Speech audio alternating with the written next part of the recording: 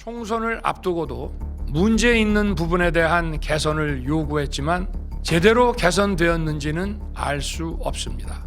그래서 저는 이번에 국방장관에게 선관위 전산 시스템을 점검하도록 지시한 것입니다. 최초 투입된 계엄군 10여 명은 중앙선관위, 야간 당직자 등 5명의 핸드폰을 압수하고 행동 감시 및 청사 출입 통제를 실시하였습니다. 선관위 서버를 복사하고 통째로 들고 나오고 이 지시는 누가 내린 것입니까? 여인영 사령관께서 저에게 구두 지시하셨습니다. 선관위에 갔던 정보사 요원은 어떤 요원입니까?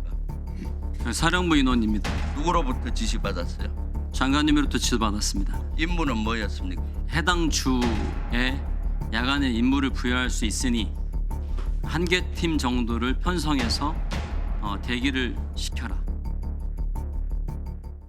자, 지금 수사가 진행되면서 조금씩 계엄령이 선포됐을 당시의 모습이 나오고 있거든요. 그런데요, 그 12월 3일 이전에도 뭔가 있었다는 얘기도 지금 계속 보도를 통해서 알려지고 있습니다. 그 중에 하나가 바로 이겁니다. 햄버거집이 등장합니다.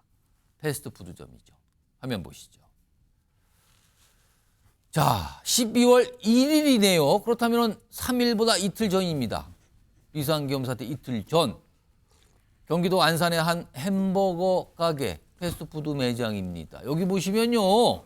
일단 잘 보셔야 될 게요. 중간에 문상호 정보사령관이 있어요. 그런데 노상원 전 정보사령관입니다. 만났다는 겁니다.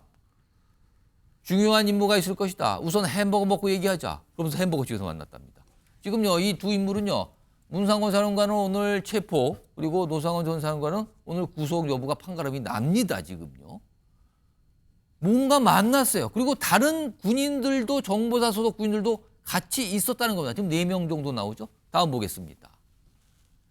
이런 얘기가 있었답니다. 중앙선관위 전산 서버 확인하면 부정선거 증거 확보할 수 있을 것이다. 그러면서 계엄 때 관련됐던 얘기가 여기서 뭔가 나온 거예요, 지금요.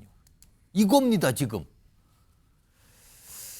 김철원 경일대 특임 교수, 네. 그리고 강성필 민주당 부대변인 나와 계신데요. 먼저 김철원 교수님. 계엄과 관련된 논의 굉장히 중요한 내용을 한 것 같아요, 지금요. 민감하고. 근데 밀폐된 장소도 아니고 패스트푸드 햄버거 가게입니다. 여기 공개된 장소인데 여기서 만난 이유는 뭘까요, 이게? 그러니까 그만큼 이번 계엄이 얼마나 좀 조잡하고 허술하게 진행됐다는 거예요. 조잡함을 보여주는 거라는. 그렇습니다. 왜냐하면 그 정보사령부도 보면 안전 가옥이 있거든요. 예. 왜냐하면 정보사령부가 아주 고급 정보를 취급하고 예. 고도의 보안을 요구하는 자료들이 많기 때문에 사실은 이른바 정보사령부가 이른바 뭐 블랙 요원들 이런 것도 관리하고 이런 데 아닙니까, 지금요? 그렇기 때문에 이번에도 보면 계엄 당일날 투입하려고 했던 국회의원 체포조도 경기도 성남시에 있는 어떤 정보사령부의 안전가옥에서 대기하고 있었다는 거거든요. 예. 그런데도 불구하고 저렇게 아주 굉장히 오픈된 그리고 사람들이 왕래가 많은 곳에서 저기서 이제 그 전 정보사령관이 현 정보사령관과 2명의 아주 중요한 정보사 소속 간부 장교를 데리고 예. 저 계엄이 곧 있을 것이다. 그리고 계엄하는 날에는 어떤 임무가 너희들이 주어질 선관위 것이다. 얘기를 하면. 이런 얘기를 하고 있는 거거든요. 그렇다면 저 이야기를 할 때 옆에서 햄버거를 먹던 다른 젊은 층들이나 다른 사람들 일반인들이 들었을 가능성도 있는 거잖아요. 들었을 때도 이게 무슨 소리라는 거야, 뭐 이러지 않았을까요? 그러니까 예. 전화 그러니까 얼마나 저게 허접하게 이루어졌냐. 특히 저 아마 그 패스트푸드점에 저기 50대, 60대 남성 4명이 들어와서 햄버거 먹으면서 감자튀김 먹으면서 어마어마한 얘기를 하고 있는 거예요. 그래서 계엄이라는 얘기를 한다는 게 정말 좀 상상할 수가 없고 예. 특히 이번 같은 경우는 특히 더 문제가 되는 게요. 전직 정보사령관이 예. 현직 정보사령관과 현직 정보사령부의 구급장교 2명 대령급의 그 예. 간부급 2명을 데리고 저런 지시를 내린다는 거거든요. 예. 이것들은 완전히 군 명령 체계 자체도 완전히 무너져 있다는 걸 반증하는 것이기 때문에 저는 이번 전체 이번에 이 계엄 사태 1년의 과정을 보면서 군 명령 체계도 문제가 많고 특히 저는 이번 과정에서 중요한 거 보면 국방부의 정보본부장은 또 패싱이 됐습니다. 정보사령관의 직속 상관은 예. 국방부의 정보본부장인데 정보본부장은 패싱이 돼가지고 오히려 이번 계엄에서 자유로운 상황이 됐기 때문에 이 부분은 오히려 행운인지 불행인지 이건 정말 우픈 그런 현실이 좀 생긴 것 같습니다. 앞서서 지난 10일 국회 국방위원회 열리면서 많은 군인들, 뭐 사령관들이 나와서 질문, 답변 이런 게 있었거든요. 그 자리에서도요. 노상원 전 정보사령관 관련된 얘기, 질문이 좀 있었어요. 당시 질문과 답변 들어보겠습니다. 노상원 알아요, 몰라요? 잘 모릅니다. 예비역 소장 육사 41기 노상원 모른다고? 소령 때 1년 딱 근무한 적이 있습니다. 박근혜 청와대에서 근무한 적 있어요, 없어요? 본인 있습니다. 1년 근무했습니다. 노상원 씨 그때 경호차장 했죠?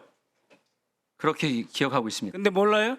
그리고 김용현 장관 소개해 준 사람이 노상원이죠? 그렇지 않습니다. 자, 저렇게 얘기가 나왔어요. 그러면은 이 인물 전 정보사령관 누구인가 화면으로 좀 정리해 보죠. 노상원 전 정보사령관, 전 청와대 경호처 군사관리관, 김용현 전 국방장관 지금 구속 상태인데 최측근으로 통합니다.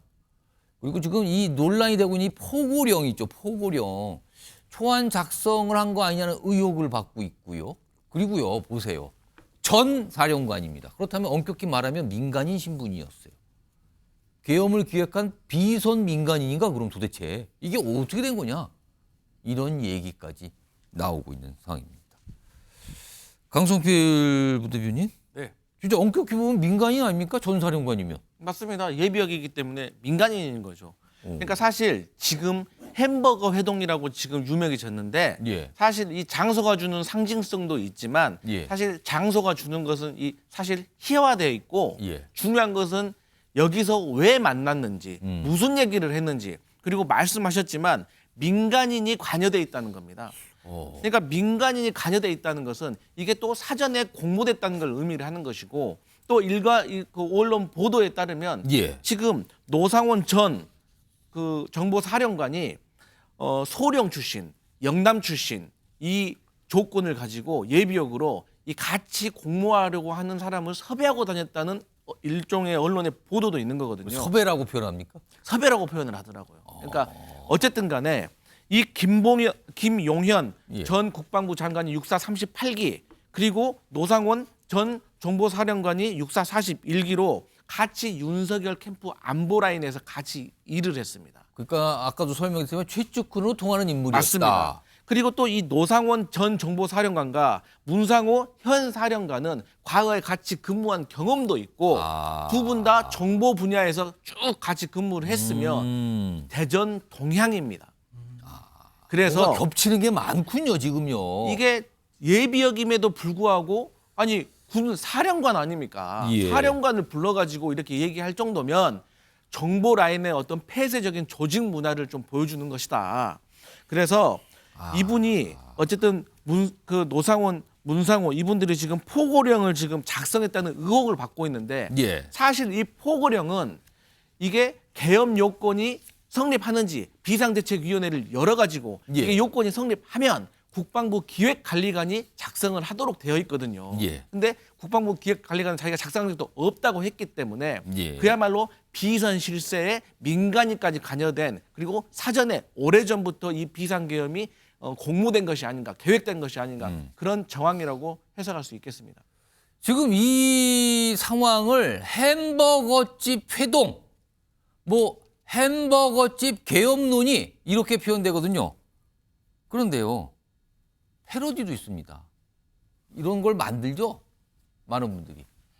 이게 뭐 패러디는 이게 뭡니까? 우선 오른쪽 보시면 이게 뭡니까? 햄버거 이름이 시빌워예요. 시빌워 버거. 내란 버거. 달걀이 4개다. 내란. 이렇게 약간 희화화가 되고 있습니다. 이렇게요. 그리고 이게 뭡니까? 나라를 통으로 말아먹는 맛 이렇게 설명이 돼 있답니다. 지금요. 계엄버거. 햄버거집이 등장하니까. 그런데요. 많은 분들이 이렇게 그림으로 뭐 만들어서 이거를 약간 패러디도 하지만 막상 이 해당 점포나 이 업체는요. 이거 보통 일이 아닌 겁니다. 하필 왜 우리 가게, 우리 업체 관련된 데서 다음 보겠습니다. 단순 햄버거 판매점인데 이거 정치적인 문제를 엮어서 너무 당황스럽다. 그리고 아까 무슨 시빌워 버거, 무슨 계엄버거 있었잖아요. 이런 것도 답변을 하시는군요. 관련 상품 출시 계획 없다. 언론 보도로 나옵니다. 김치현 교수님, 이거 얼마나 당황스러운 상황입니까? 그래서 아주 굉장히 뭐 웃기면서도 슬픈 근데 저는 이제 누리꾼들의 패러디도 참 재미있다고는 보이거든요. 예. 왜냐하면은 어쨌든 실패한 계엄이고 예. 물론 그 계엄이라고 하는 상황 자체는 국민의 기본권을 제한하려고 했던 그런 시도였기 때문에 예. 실패한 거기 때문에 그렇지만 어쨌든 저 누리꾼들이 굉장히 좀 재미있게 패러디했는데 저는 저 우리 해당 업주가 보면 저것도 나름대로 한 신메뉴를 한번 출시해 보는 것도 어떨까. 지금 아까 나왔던 뭐 시빌 우어 버거 뭐 왜냐하면 이런 거 굉장히 말씀하시는 굉장히 거예요, 지금? 누리꾼들이 우리 국민들께서도 굉장히 저 상황을 굉장히 조금 웃기지만 굉장히 슬프지만 좀 웃긴 상황으로 받아들일 수도 있지 않을까 하는 생각이 드는데 예. 하여튼 다행히 저 업체가 저 우리 해당 매장이 아마 그래도 뭐 이 매출이 줄지 않고 주문 조금 폭주하고 있는 상황이라 그러더라고요. 타격이 전혀 없답니까? 그렇습니다. 그러니까 인플루언서들이 다행이네요. 다녀간 유명 맛집은 아니지만 그래도 계엄을 모의했던 전현직 정부 사령관들이 다녀간 집이라고 해서 햄버거 집에서 계엄을 논의했다. 예, 이건 좀 국민들이 상상하기 폭발했다고 어려운 다행이고, 상황인데. 예. 그래서 그 서울의 봄 1979, 80년도 그때 서울의 봄 때는요 한정식 집에서 계엄이 이루어졌거든요. 한정식집. 근데 이번 2024년에는 햄버거 집에서 계엄 해동이 이루어졌다. 이렇게 아마 헌정사에 기록되지 않을까 이렇게 보입니다. 이런 모습까지 많은 분들이 보시면서 이게 말이 되는 겁니까? 이런 반응이겠죠, 지금요. 패러디 자체가 그런 의미를 좀 갖고 있는 것 같습니다.